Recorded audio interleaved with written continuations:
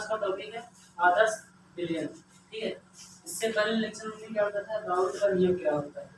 तो राउल्ट में हमने क्या बताया था कि जो हमारा विलयन होता है, राउल्ट का नियम होता है वो द्रव द्रव विलयन में लागू होता है। दोनों शुद्ध द्रव होने चाहिए, यानी कि वाष्पशील होने चाहिए। अब हमने क्या बताया था कल कि जो है कि अगर दो अलग अलग विलयन हैं, मतलब कि विलय और विलायक है, जैसे द्रव द्रव है ना, एक शुद्ध द्रव लिया था, दूसरा शुद्ध द्रव लिया था, तो दोनों मिलाया विलयन बना था। अब उसमें अलग अलग उनका अलग अलग वाष्प दाब देखें तो उनको वाष्प दाब बोलेंगे, लेकिन अगर विलयन में दोनों का हम क्या करेंगे, आंशिक वाष्प दोनों का विलयन में अलग अलग क्या करेंगे। और इसमें दूसरा शुद्ध द्रव दो लिया था, एक और दो, और दोनों मिलाया था तो क्या बना था, विलयन बना था। अब इसमें दोनों द्रव आ गया ना, उसमें दोनों द्रव आ गया तो इनका हम जो है आंशिक दाब नहीं बोलेंगे इसको, इसका जो शुद्ध द्रव एक का वाष्प दाब था वो P1 था, P1 नॉट था, ये क्या था P2 नॉट था। फिर दोनों को मिलाया तो इसमें दोनों द्रव का योगदान हो गया ना, दोनों का योगदान हो गया। तो अब इसमें इसका क्या है, आंशिक वाष्प दाब आएगा, यानी कि दोनों द्रव के कारण ये क्या हुआ, विलयन बना। दोनों मिलाने पर इनका आंशिक वाष्प दाब विलयन, ये मतलब कि द्रव एक का P1 माना था और द्रव दो का P2 माना था। तो यहाँ से हमने क्या निष्कर्ष निकाला था, जो इनका आंशिक वाष्प दाब होता है वो मोल के लिए क्या होता है, समानुपाती होता है। यही राउल्ट ने कहा था ना, निश्चित ताप पर यदि किसी विलयन में क्या हो, वाष्पशील अवयव उपस्थित हो तो उनके जो आंशिक दाब होते हैं, विलयन में जो अवयव हैं उनके जो आंशिक दाब होते हैं वो क्या होते हैं, मोल भी के समानुपाती होते हैं। ये हमने कल बताया होता है। अब आदर्श विलयन ये होता है जो राउल्ट के नियम का पालन करे। ठीक है, आदर्श विलयन क्या करेगा, राउल्ट का नियम का पालन करे सभी ताप व सांद्रता पर। ठीक है, तो यहाँ पर हम लिख सकते हैं वे विलयन जो सभी ताप एवं सांद्रता पर राउल्ट के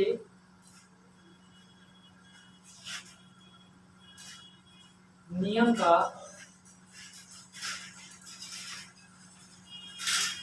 पालन करते हैं, क्या कहलाते हैं, आदर्श विलयन कहलाते हैं।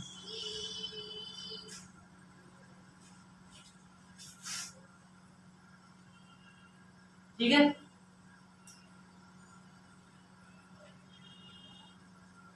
वे विलयन जो सभी ताप एवं सांद्रता पर राउल्ट के नियम का पालन करते हैं, आदर्श विलयन कहलाते हैं। सांद्रता जब हमने बताया, सांद्रता के पद को हमने कई प्रकार से डिफाइन किया था। एक तो द्रव्यमान प्रतिशत, एक आयतन प्रतिशत, एक द्रव्यमान आयतन प्रतिशत, और पीपीएम में बताया था, जो है पीपीएम में बताया था पार्ट पर विलयन। ठीक है, और अगर हम विलयन में प्रतिशत तो वो भी हमने बताया था, और मोलरता बताया था, मोलरता बताया था। ये सब क्या है, सांद्रता के पद, फार्मलता, नार्मलता, ये सब क्या है, सांद्रता को व्यक्त करने के पद हैं। ठीक है, तो वही कहा गया है, वे विलयन जो सभी ताप एवं सांद्रता पर राउल्ट के नियम का पालन करते हैं, आदर्श विलयन कहलाते हैं। अब जब विलयन बनता है उसमें अवयव होगा, दो अवयव होगा। ठीक है, तो यहाँ पर लिख देंगे, यदि विलयन में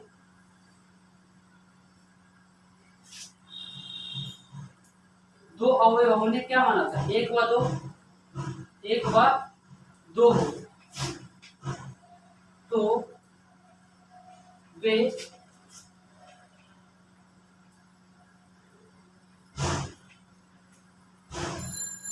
एक और दो, तो वे आदर्श विलयन कहलाएंगे। कब कहलाएंगे, कहलाएंगे जब वे निम्न शर्त का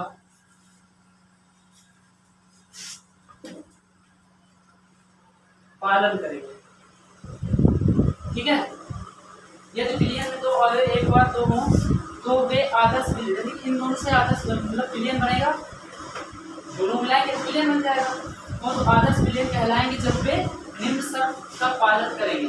पहला शर्त क्या, पहला पॉइंट जो है, जो राउल्ट का नियम है, राउल्ट के नियम का पालन करें।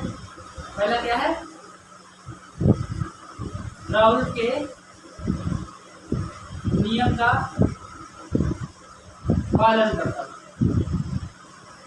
इन्हें हमने बताना ऊपर।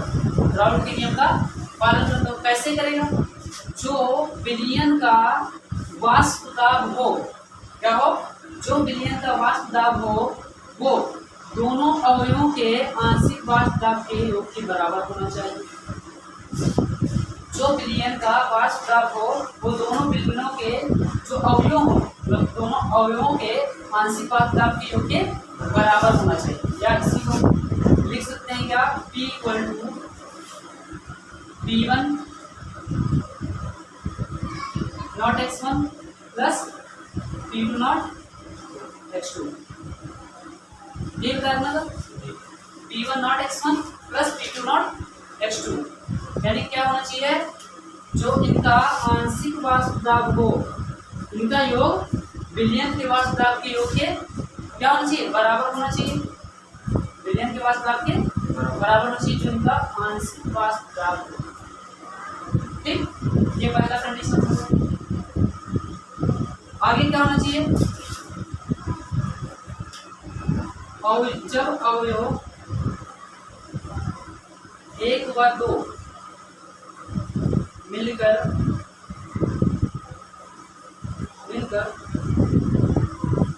विलयन बनाते हो, क्यों विलयन बनाते हो, तो विलयन का कुल आयतन, विलयन का कुल आयतन दोनों अवयवों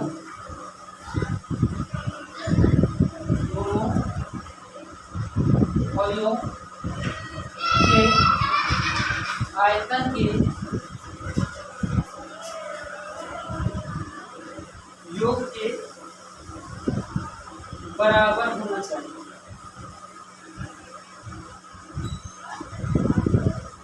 ठीक है, जब अवयव 1 व 2 मिलकर विलयन बनाते हो तो विलयन का कुल आयतन, विलयन का कुल आयतन दोनों अवयवों के आयतन के योग के बराबर होना चाहिए। अर्थात कह सकते हैं, अर्थात आयतन परिवर्तन, विलयन के आयतन, विलयन का आयतन परिवर्तन, अर्थात विलयन का आयतन परिवर्तन क्या होना चाहिए, परिवर्तन शून्य होना चाहिए, शून्य होना चाहिए। यानी क्या कर सकते हैं, जो डेल बी हो, डेल बी मतलब विलयन का आयतन या मिश्रण कह सकते हैं, तो क्या हो, आयतन परिवर्तन क्या हो, शून्य।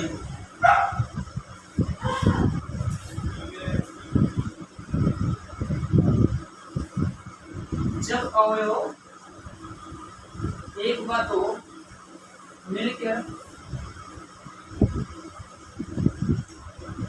विलयन बनाते हो तो विलयन की एंथैल्पी, एंथैल्पी क्या होता है बता रहे हैं,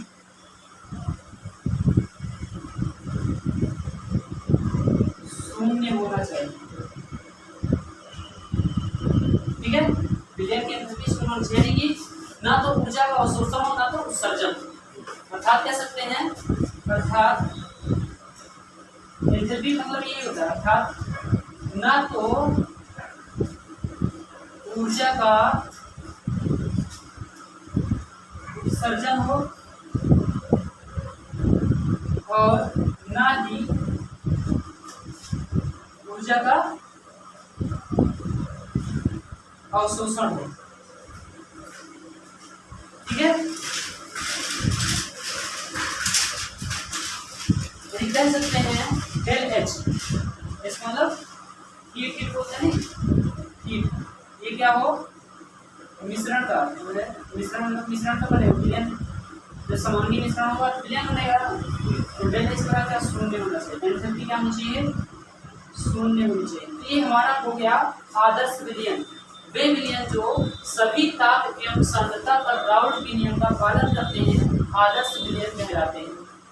यदि विलयन में दो अवयव 1 और 2 हो तो वे आदर्श विलयन कहलाएंगे जब वे निम्न शर्त का पालन करेंगे। राउल्ट के नियम का पालन करता हो तो P बराबर P1 + P2, यानी जो विलयन का वाष्प दाब हो वो अवयवों के वाष्प आंशिक वाष्प दाब के योग के बराबर होना चाहिए। ठीक है, ये यहाँ पर हमने लिखा जब अवयव 1 व 2 मिलकर विलयन बनाते हो तो विलयन का कुल आयतन दोनों अवयवों के आयतन के योग के बराबर होना चाहिए, अर्थात विलयन का आयतन परिवर्तन शून्य होना चाहिए, यानी विलयन में आयतन परिवर्तन नहीं होना चाहिए, यानी डेल बी मिश्रण क्या बराबर 0। जब अवयव 1 और 2 मिलकर विलयन बनाते हो तो विलयन की एंथैल्पी शून्य होना चाहिए, यानी कि यहाँ तो ऊर्जा का उत्सर्जन हो। तो इनके कुछ एग्जाम्पल हैं। एग्जाम्पल क्या है, बेंजीन होता है C6H6 प्लस ट्राइलिन होता है C6H5 CS3। इनका जो विलयन होगा वो क्या होगा आदर्श विलयन होगा। आदर्श बस इतना प्रयास ये सब क्या होंगे आदर्श विलयन होंगे। तो आदर्श विलयन समझ में आया क्या होता है, क्लियर है विलयन, क्योंकि ये इसका जस्ट अपोजिट होगा। जैसे उसमें क्या था कि किसी ताप व सांद्रता पर क्या लगता है राउल्ट के नियम का पालन करता है आदर्श विलयन कहलाता है, लेकिन यहाँ पर क्या हुआ किसी ताप सांद्रता पर राउल्ट के नियम का पालन नहीं करेगा। ठीक है, तो इसमें हम बोल देंगे अनादर्श विलयन। क्या बोलेंगे अनादर्श विलयन। यहाँ लिख दे रहे हैं वे विलयन जो किसी ताप सांद्रता पर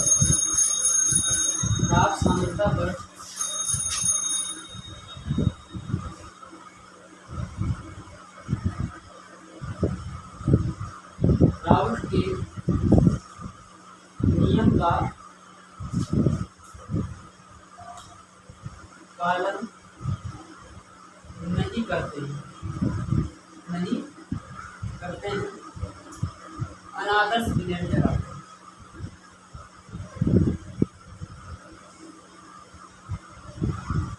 अनादर्श विलयन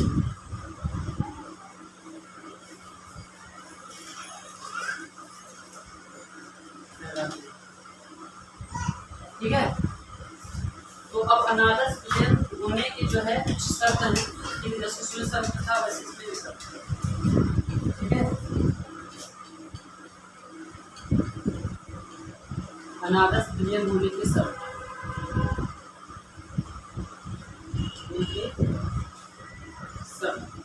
पहला क्या है, राउल्ट के नियम का पालन न करता हो। राउल्ट के नियम का पालन ना करता, इसका कहने मतलब जो P है वो is not equal to P1 + P2, यानी कि जो विलयन का वाष्प दाब है वो अवयवों के आंशिक वाष्प दाब के योग के बराबर नहीं होना चाहिए। तो P proportional to P1 naught x1 plus P2 naught x2 ये होना चाहिए। दूसरा, अवयव 1 व 2 को मिलाने पर बनने वाले विलयन का आयतन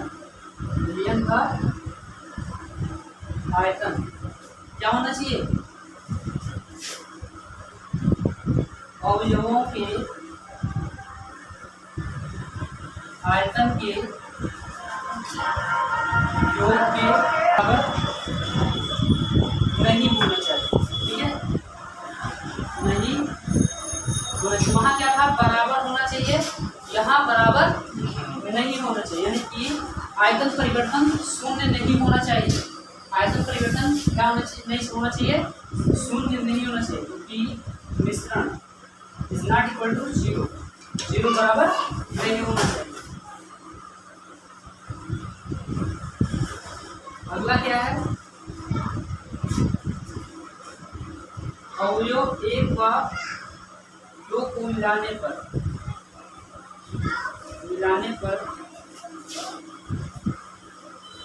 विलयन का एंथैल्पी परिवर्तन, एंथैल्पी बताया ना अभी, एंथैल्पी परिवर्तन शून्य नहीं होना चाहिए। सब उसका जस्ट अपोजिट है, शून्य नहीं होना चाहिए।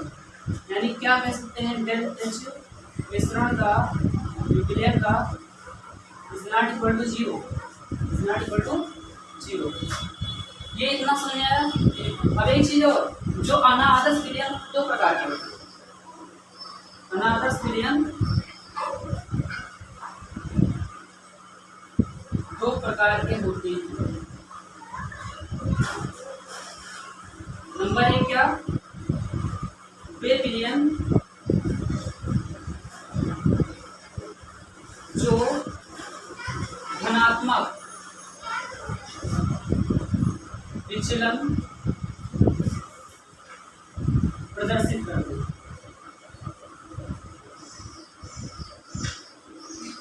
ठीक है, वे विलयन जो विचलन प्रदर्शित करते हैं।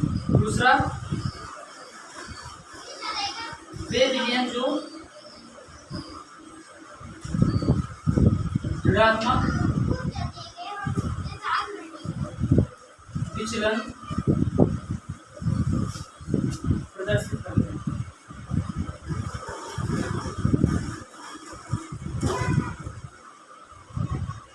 ठीक है, वे विलयन जो धनात्मक विचलन प्रदर्शित करते हैं, वे विलयन जो ऋणात्मक विचलन प्रदर्शित करते हैं।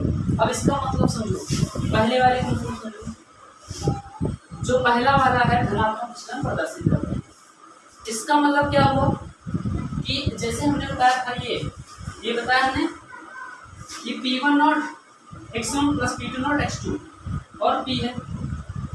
तो जो ये हमारा क्या है, P1 नॉट क्या है, वाष्प दाब है विलयन का, मतलब विलयन नहीं अवयव का।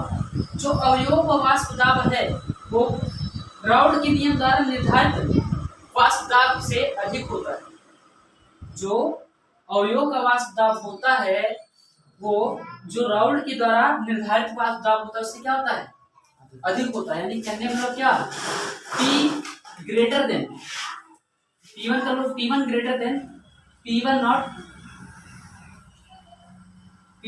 अवयव का वाष्प दाब है, ये जो हमारा यानी कि ये अवयव एक का वाष्प दाब है, ये विलयन एक का मतलब विलयन में अवयव एक का आंशिक वाष्प दाब। ठीक है, इसी प्रकार P2 क्या हो जाएगा, P2 नॉट x2, यानी कि जो है ज्यादा होना चाहिए। P1 P2 क्या हो जाएगा, ज्यादा हो जाएगा, किससे, P1 नॉट से और P2 नॉट से।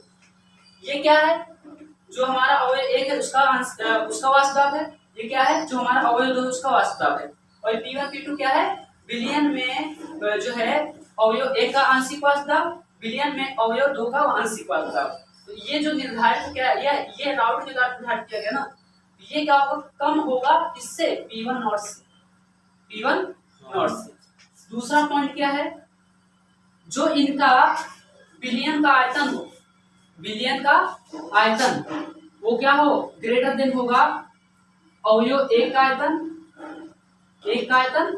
प्लस दो के आयतन से। यानी कि जो अवयव एक का आयतन होगा, अवयव दो का आयतन होगा, वो क्या होगा, ज्यादा होगा। ठीक है, क्या होगा, ज्यादा, यानी कि पॉजिटिव वैल्यू मिलेगा। तीसरा पॉइंट क्या, एंथैल्पी धनात्मक होता है। एंथैल्पी क्या होता है, एंथैल्पी धनात्मक होता है। ठीक, एंथैल्पी धनात्मक होता है। अब दूसरा वाला पॉइंट समझते हैं। इसको स्टार लगा दो, पॉइंट वाइज ना, तो पहला ये मान लिया, पहला इसको जो है ए बी कर लो, ए बी। ठीक है, अब सही है। अब बी में देखो, अब क्या है, वे विलयन जो ऋणात्मक विचलन प्रदर्शित करते हैं। तो इस कंडीशन में क्या हो जाएगा, जो विलयन का आयतन होगा, यानी डेल वी जो होगा वो लेस देन होगा 1 का आयतन